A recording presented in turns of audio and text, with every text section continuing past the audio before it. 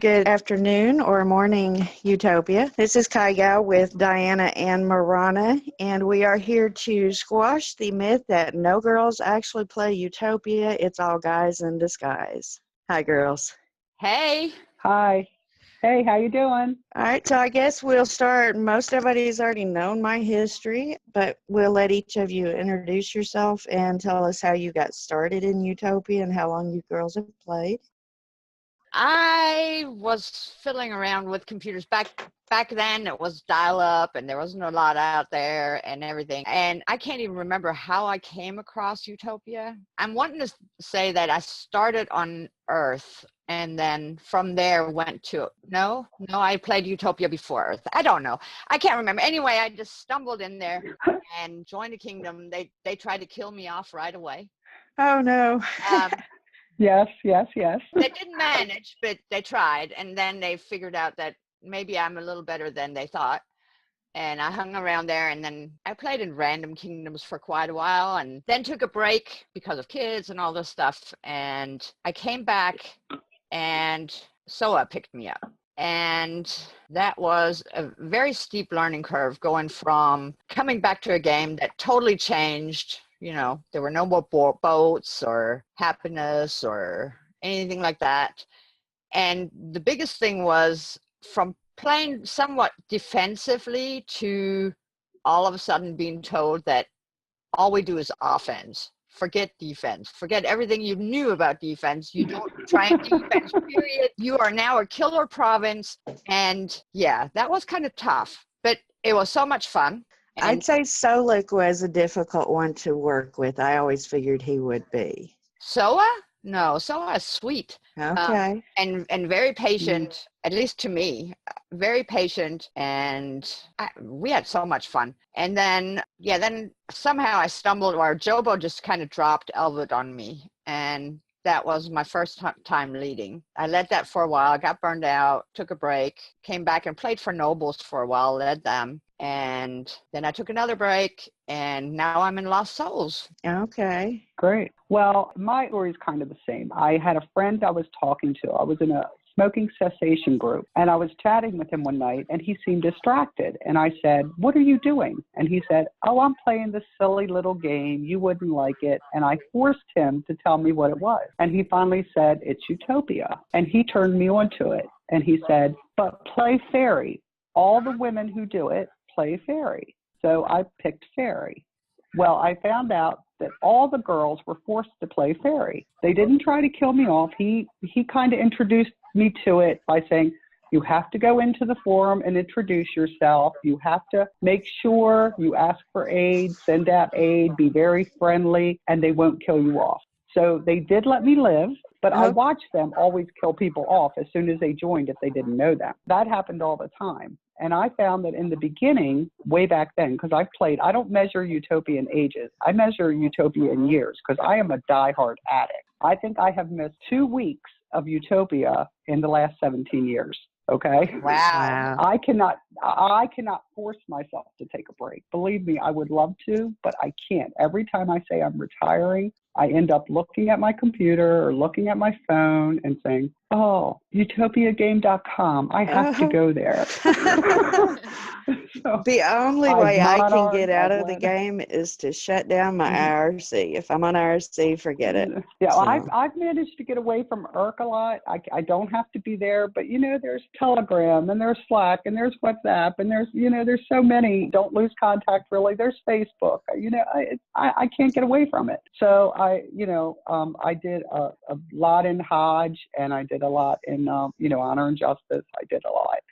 I've led, I've monarched, I've done everything. But I started out as a fairy because that's what girls were expected to be, a fairy, a TM. That's what you did. I wasn't allowed to be an attacker.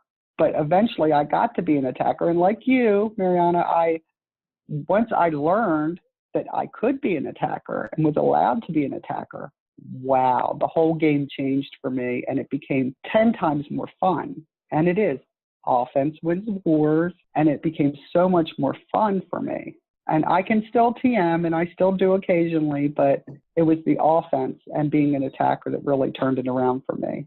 That's when it really became fun. and it got to be just a totally different game. But I went from Utopia to Earth, not Earth to Utopia. But otherwise, our stories are the same. You start with one, you got into the other. I think I started Utopia too and then went to Earth briefly or something. Yeah.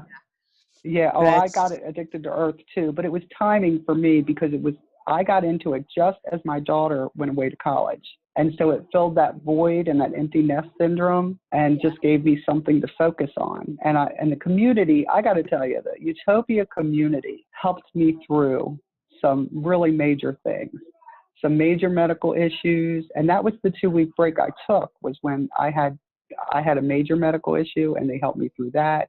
You know, and it's something to be, I mean, people flew out from California to be at the hospital. There were Wow. people in this community that really stood by me. Flowers showed up. It was incredible. You know, I played in Whispers. I'm having a procedure. They send me flowers. Fate 1316 invites me to his wedding. You know, there were people in this community that have really stood by me over the years. It's just Right. crazy. And getting to meet them in person, like Mad Scott, swashbuckler, shows up in my store one day to buy a phone charger out of the blue and just said, "You're Diana." You know, Aw. I'm like, what? You know, Yeah. crazy things like that. Yeah. Yeah. So, and the people you meet, this, to me, this game has always been about the people you meet. Yeah, Exactly. My theory is the player base consists of 2 types of people. We have the math junkies, and then we have the social people that hang out, that play the game to be social, really. Right. So I guess But- and I Whispers think is where you were playing when I met you, Diana, because I was in Hodge and we Yes, were buddies Whispers was where I was with. playing when we met. Yes. Yeah, that's where I met. Yeah, I had just left Hodge when you joined Hodge, Kygo. Right. That's Yeah. yeah. I had just left Hodge. And I most had joined people that I've Covenant and talked Whispers. to, they actually started in Earth 2025.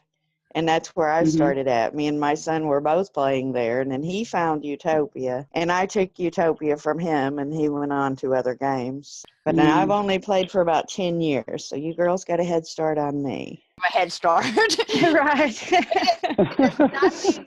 The game is a totally different game, pretty much. There's not much resemblance to the old beginning. Right. Well, and when I No, started there's playing, no I happiness. had to be an attacker, because to be a fairy or thief mage, you had to prove your activity. So I Yeah. started out as attacker, and that's what I did for the longest time, and I loved it. Then I guess Yeah. Baka was the first one that said, "Why the hell are you not playing a TM? Because you're here all the time." So from there on out, Right. I've That always makes the played a most sense, TM. doesn't it? That makes the most sense. That's That one the of the things TM should be the people that are there. Yeah, that's one of the things that changed, though.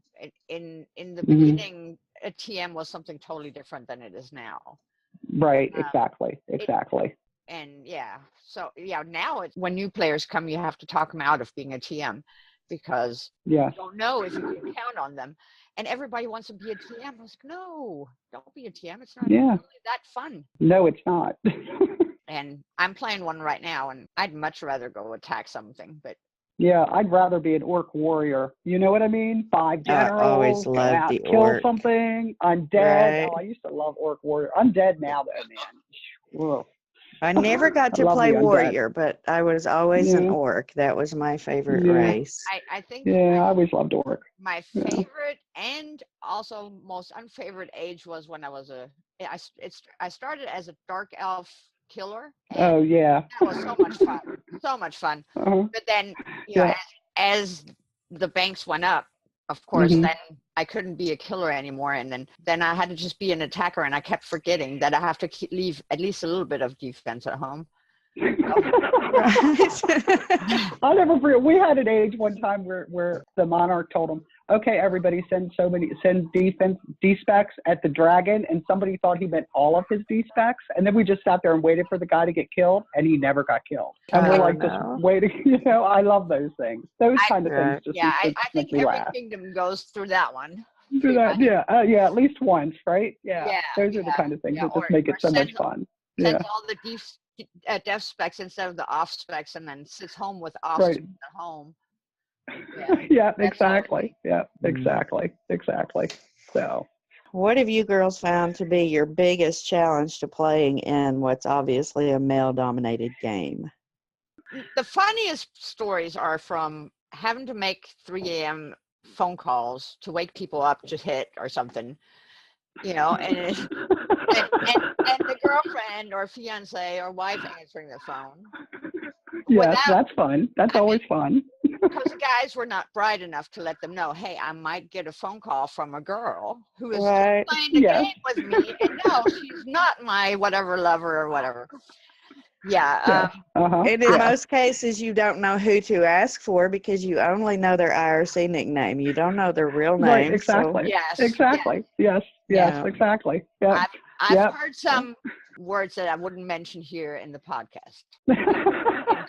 My funniest one, I guess, as far as 3 a.m. wake-ups was some time ago. I had to call this guy, I want to say was Romanian. He answers the phone and he cusses for a solid 2 minutes. And I had no clue what he said outside of the cuss words. That's the only words I understood was the cuss words. And then he gets on IRC and he's like, who the fuck called me? And I'm like, I did. And he apologized as soon as he realized it was a woman that called him because he did nothing but cuss. But yeah, that was my best one. Yeah. Well, I used to work for a wireless company, not to be mentioned, and so I had like free international calling. So it was always fell on me, no matter who, when, or what to call, because it was free for me to call everybody. So they would call me first and then say, call them all. So here I was sitting here making 24 calls, you know, and I'm like, at that 3 o'clock in the morning, and I'm going, this is crazy. Why am I doing this? You know? Right. Yeah. And my poor husband, you know, and the poor husbands, right? The poor husbands who really are the most understanding souls and so loving to let us do this, really, you know? Yeah, sometimes they are. that they need to be applauded because they really put up with a lot. Right. Yeah. And have to understand that we are in a male-dominated game, and that's probably the hardest to explain to your husband. No, I'm not cheating on you. No, I'm not, you know, this random guy is calling me, but I promise it's strictly game related. Game related, right, exactly. And related to that, one of the biggest misconceptions from the guys in the game is a lot of times they think the only reason a girl would play Utopia is to pick up guys. No, guys. Right, exactly. No. We like the game. We like the game. Right. Yes, we're not looking for that. We don't need Utopia to pick up guys. Right, exactly. I mean, I've been married to my husband. We'll be married 40 years this year. And believe me, I don't want any other man. I don't want to train another man. Thank you. Yeah, right. No kidding. Yeah, that was mean. No, it wasn't. But it's been fun. It was truthful, but probably shouldn't have said it. No. Especially because he could hear me. My husband in that case, is the... Huh? What were you going to say, Mariana? The benefit that all three of us have is that we're, compared to the rest of the players, up there in age, so we don't have anybody to impress anymore. You know, we don't need to hold back or whatever. This is true. Right. This is true. And, I love my kingdom mates. And when they hurt, I hurt. I get to listen to their stories, and I do feel for them. I mean, you get close to them. You hear their stories, and you get close to them. And, and you want them to do well. And I will get more angry when somebody drops the ball in the kingdom. I do get angry with them. I really do. Like, you were supposed to be here for this wave. What happens? You let everybody else down. I do get angry, and it's a flaw. So, and I do mother them. Mother them. When I played with Elite and them in AMA, I played in AMA, and that's how they got the name of Mother's Advice, because they were like, you mother us to death. Right. Because I was always telling them, they were saying they were going on a date, and I'd say use protection. They're saying they're going out drinking. I'd say don't drink too much. Make sure you have a designated driver. And they were like, you're like our mother. You're like our mother, and that's where the name came from. Right. Yeah. Okay. Yep. Call me. Yeah. Call me in 20 minutes and tell me I need to leave. And if the date's going good, then I'll stay. And if not, then I'll. Yeah, exactly. That's that kind of thing. Yeah. Yeah. I'm more of a mom to my guys too, and girls. Yeah. You mother them. Well, unfortunately in this kingdom I'm in now, I'm still the only girl. And when we get a girl, I really try to get her to stay, because it's hard sometimes to get the girls to stay.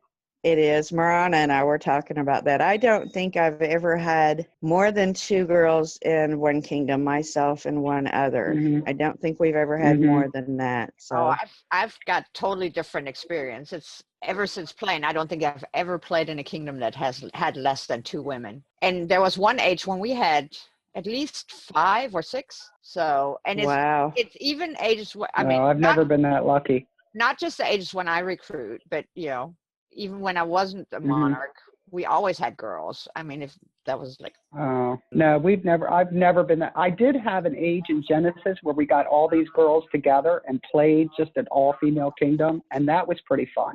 Right, that would And be depending on the personalities, because I have played with girls before in Utopia, not played with them, but near enough. Drama Mhm. queens, Oh, 100%, yeah, and I could not play with yeah. that. I yeah, could not do it. but oh please, Yeah. drama queens. It's not like there are no guys. Right, well, that's true. You do have guys who are just as big drama queens. That's This true. is true. It's not always the girls. That's true. That's, yeah, exactly. You got to know when to throw a rant, though. You really got to know when to throw a rant and how to throw it to make it work. So, In playing Utopia, I think that was the hardest thing for me to overcome was the trolls, your jackasses who, and I think Diamond was the first one I met, and he said disgusting things about my mother, and I love my mother, so please don't talk about her. But it was disgusting what he said, and I'm like, who the hell is this, and why is he talking to me like this? And that was the hardest thing, but you get used to them, and for the most part, I don't let them rile me up anymore. So Yeah, I think it's yeah, kind you of learn to funny. ignore.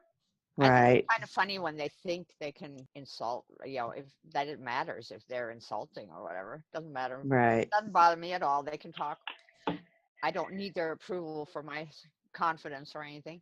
Right. No, Right. absolutely not. Okay, so a couple of questions here. As far as the new ownership, I don't know if it's public, so I won't say the name of the owners. I think most people have guessed it, but we'll go with Jeff and David. So have you guys heard their interview and you've heard their plans as far as bringing Utopia back and how they want to build the game and recruit? And what's your all's thoughts on how would be the best way to recruit and what you hope to see the new owners do with Utopia? Well, like I said I'm earlier, excited.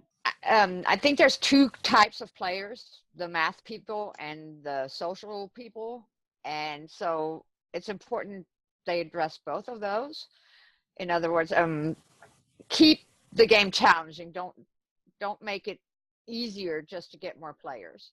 Right. Yeah, don't dumb it down. Don't dumb it down. Yeah, exactly. And on the other hand, give us better tools for communication, upgrade, because we kind of stuck in the 80s and 90s as far as communication goes. Entice people to communicate, give them more of a whatever benefit for communicating with people in their kingdom and other kingdoms. And I think that will go a long ways to, for one, drawing people in that are just, they just want somebody to talk to every now and again. Like a lot of us, I know I love IRC because I know I can go there and there's somebody there no matter what time of day. To talk to no matter what. Yes, I mean, absolutely. if I saved my life a few times. if Yep. I come home from a Right. hard day of work or something and I'm just pissed off, I can go in there and I can let off steam and somebody will calm me down, make me laugh, and I can go to bed, Yep. sleep, Yep. and not think about what happened. Right. Something like that, and then the interaction with the international crowd, learning about other countries, because it's not all about just the game. Absolutely. So Right. Absolutely. I would hope they increase that, and building up the communication in general will maybe hopefully cut down on people leaving because some idiot, I was trying to look for a nice word, some idiot is giving them a hard time just because they're new at the game. Right. Right. Yeah. Right. Instead of Absolutely. teaching them, cuts them down and insults them and whatever. So I think if there's a bigger social net, then those few won't matter as much. Right. Have a Right. way to nurture the new ones that you do get in. Find a way to keep them once we get them in game. Yes. Correct. And Yeah, for that's the very, record, very I don't important. think either of you introduced yourself. So Marana is the one that was just speaking, and Diana is going to tell us her thoughts now on the new owners.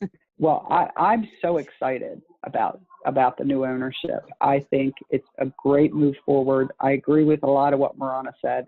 I really think when people come in and they start getting harassed and they go to get answers and there's nobody to answer them in a nice, encouraging way and they get shut down, it's just traumatic. I think when you have the network, I know I've been in kingdoms where they're just ready to boot somebody because they missed one or two waves, or they were late to a wave, and they're active, good players. It's so important to try to match them to a kingdom it just might be a time zone issue. And there's been, for example, last age I played in a different kingdom. And this guy, he knew so much and he had a thriving province, but he was late to 2 waves. He missed them and he came like 2 hours late. But it's because he lived in another country. Well, I found him a kingdom because I know people, because I've played for forever, and got him in that kingdom. So he didn't just go by the wayside. He was just going to quit. But we can't afford for people to just quit because they can't find a kingdom they can play in. Exactly. So we need to have the network. It's not worth it to lose a good player. I don't want to lose good players. I'm trying, and if everybody did their part, just trying to match people to kingdoms, but it takes communication. I think that's a key. And to keep people playing, we have to communicate. We have to nurture. And I think the new owners know what it takes to keep this game going. I think a lot's going to have to do with recruitment. And I think the recruitment tools are out there. I think, we're going to have to do some advertising. And I remember I was here when World of Warcraft launched, and I thought then that we weren't going to have Utopia very much longer. And I was scared. I was like, don't take my Utopia away. But it survived that, and it did hurt it a lot. A lot of people, and I was constantly telling people, they're going, oh, have you played WoW? And I'm like, no, we're not allowed to play WoW. You can't talk about WoW in here. Right. I don't hear it, because it drove me crazy. I was afraid everybody was going to go play and there'd be nobody left. Right. And, we survived that. We don't have those kind of graphics. It's text-based. We have to deal with that. But it has its niche, and it can survive. I keep hearing a lot of people say about the send 5 emails and get your 15 free acres. We used to do that. But I still miss the 1 o'clock, 1 a.m. time when everything reset. I still miss that because that was a marker for me. I still miss that. Right. Things I miss in this game, Yeah. And I think really, I don't see it as a handicap that it's a text-based game, because everybody's on the go anymore. With the mobile app, you take your game with you. If you're riding a bus or you're sitting waiting on somebody to show up or waiting for work, you've got it right there in your hand. Yeah. Right. Yeah, Since you can play from your phone, it's great. So you don't have to worry about being at home on your computer. Your game is right there in your pocket. Wherever you're at, it's with you. Yeah. So. I don't think the object is to make the game like other games, but to, it shouldn't be. No, to point it's out not. or to show how different it is, and the thrive on the differences, which the international communication and stuff, the diplomacy and all that's a huge part of Utopia. So life is global now. Everything's global, and this game is global. It always has been. And just has to think that way. But I'm excited about the new owners. I couldn't, I'm very excited. Yeah. Well, they actually announced the end of age this morning, which will be March the 10th. So we have about 14 more days. 16 more days, somewhere around that line. Yeah. And I know a lot of people in the past have been kind of frustrated about making suggestions and not being heard and all that. And even the new owners, they can't do everything that people suggest, obviously. But I can promise, and I've seen it, that they actually do go through the suggestions. They read so much, and not just from one group. Right. And I think because they are both longtime players, that they will be more prone to listen to suggestions, and they'll know more how easy it is to incorporate something in that's been requested. Yeah, and especially David's been playing in what people could refer to as the ghettos for the last couple of ages. So he noticed that a lot of different challenges that you might not notice when you're playing when you're in the top, right. Or whatever. Right. Exactly. Because every time I've tried to quit, I end up in a ghetto because I come back and I just random in into a ghetto first before I go back to known kingdom. And it's just so different. Right. So very different. It Different is. problems, different issues. Yeah. Right. Yeah. But it's good to do that, I think. Yeah. Otherwise, you live in a bubble and you just don't get the whole game. Right. Well, and you need to Right. see it, from both sides, Mhm. so that way you Yeah. have a full understanding. Okay, well, girls, I think that's all I've got, unless you guys want to add anything else. No, it's been fun. I've loved Utopia for so long, and I wanted to continue and continue. I want to go first before Utopia goes, okay? And I'm not up there enough yet. I So was going to say, no. I you want to be can't like go, 105. I want to be Okay, 105 going, I want to train beasties, the thing for me about Utopia has always gone into my personal life. When I was first playing and I was a fairy and I'd be talking about training my beasties at work, my employees got me a T-shirt that said, I train beasties. Oh, So, nice. I want to be playing Utopia when I'm 105. So I've got like 50 more years. So, Right. Okay. so I want Utopia to go that long. So. Well, we'll hang in there with you, Diana. Exactly. Yeah, okay. Right. So, I want to say I played Utopia as long as I've been married, So, all right, guys. It's been All right. fun. It has been. All right. We'll have to do it again, Good girls. luck, everybody. All right. Have a Thanks good- so much good- for. We moving smooth. We moving fast. You tuned in to Trigger Utopia's podcast. We moving smooth. We moving fast. You tuned in to Trigger Utopia's podcast. It's the Trigger Utopia's podcast. We coming at you smooth and we moving real fast. Attacking, defending, you know how we do. It's the gaming podcast set up just for you. We moving smooth. We moving fast. You tuned in to Trigger Utopia's podcast.